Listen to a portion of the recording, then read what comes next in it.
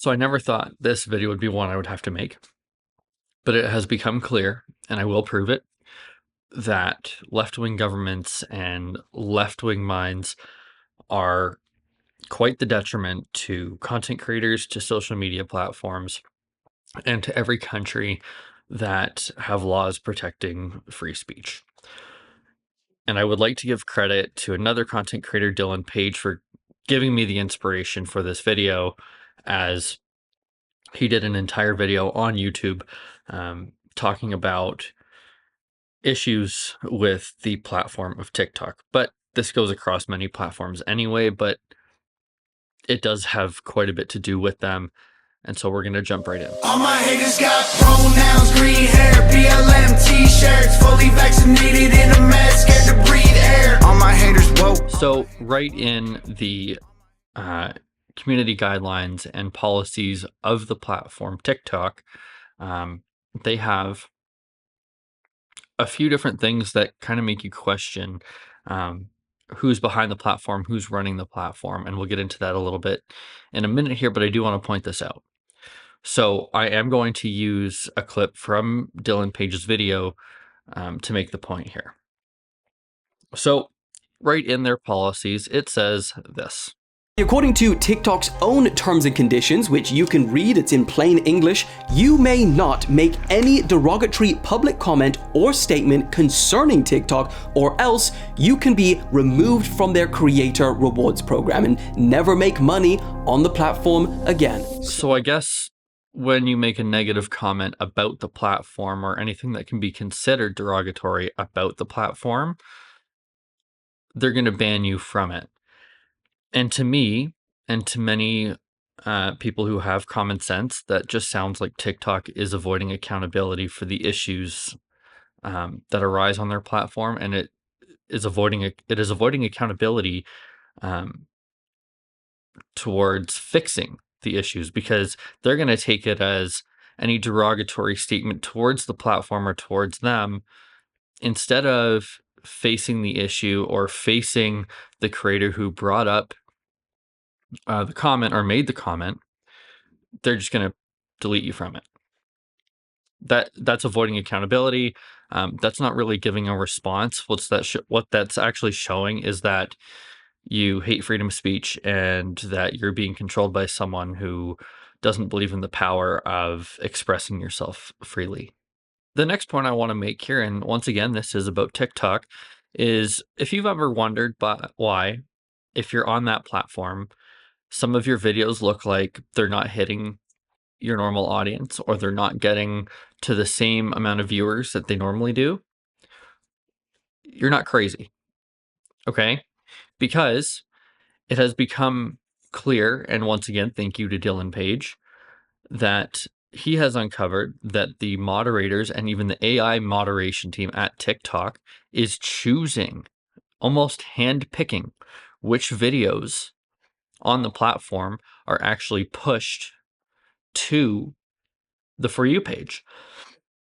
They're choosing which videos are actually even seen by other users. Because to some, if they were to go, say, to my TikTok page, they would see, hopefully, all my videos. But to some others, there might be some videos that don't even show up for them, that might even just be hidden, and they don't even know that they exist. And if someone were to even send the video to them, it might even show as unavailable. Like it's not there. And yet others are able to see it. Here's how crazy it's got over the years. There are times when my video on my page would look like it's fine. It's got 1 million views or so, but if you go on someone else's account, that video for them does not exist. We are talking about videos mysteriously disappearing without any notification from TikTok that its visibility has been limited. Now, there are certain laws against that, which we will get into further in the video, but it's particularly gaslighting for the creator, because you're then told, oh, it's just a bad video.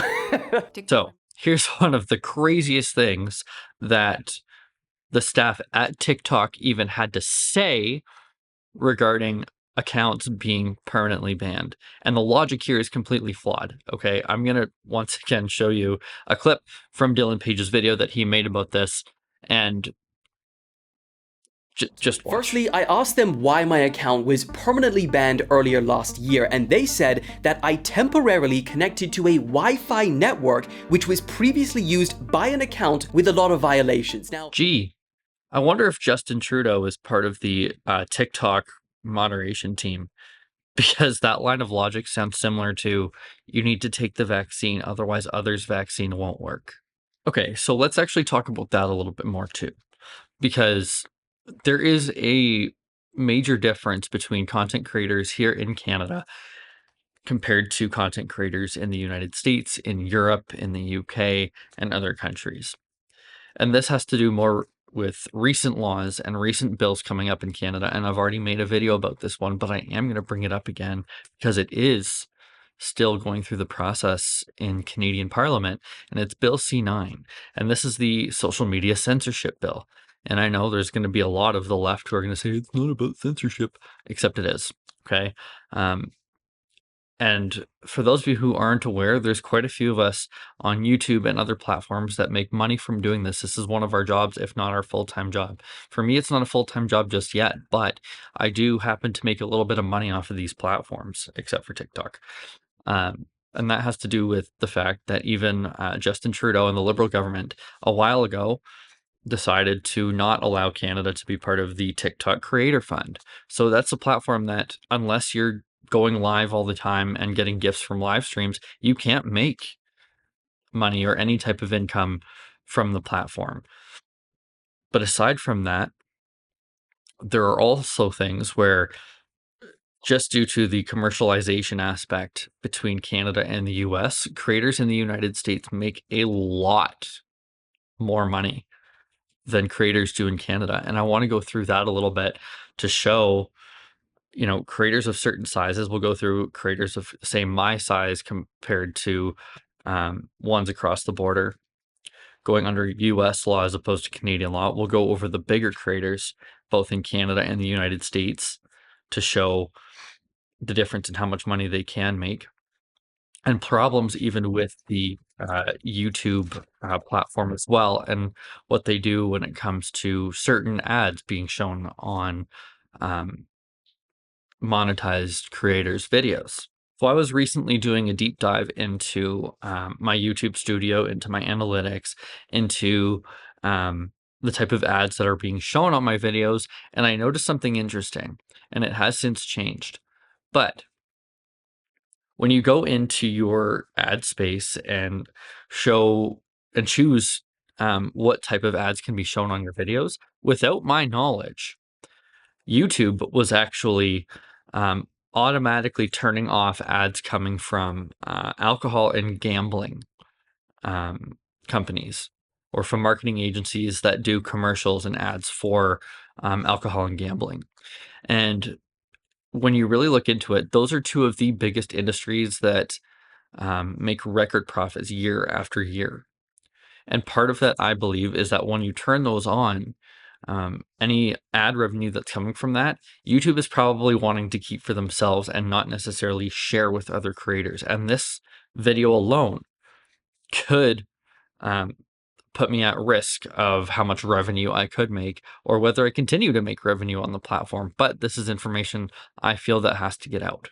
Now, just before I end this video, I did want to address something, because as you know, most of my videos recently have had to do with Alberta independence and had to do with Alberta separating from Canada. And on many of my videos, whether it's here on YouTube, whether it's on TikTok, Instagram, you name it, I get called names. And those names are usually along the lines of traitor, fascist, separatist, all of them. And to be honest, it's never affected me. I've never actually cared. I kind of laugh. But in the interest of showing the left who's boss, I have an announcement to make. We're going to use that fuel that they think they have against them. And so I have released 2 new t-shirts. Yes, my face is on them. That embraces their false claims. So we're going to have one here that says traitor and one that says separatist. They are now available on my Teespring shop. I'll put the link in the description of this video. If you have some extra cash lying around and you feel like supporting me as a creator so I can continue to make videos, please go pick one up. They are brand new. I've been working on these designs for at least a few days now, and it would mean a lot to me if you could support me continuing this journey. Thanks, everyone. See you later.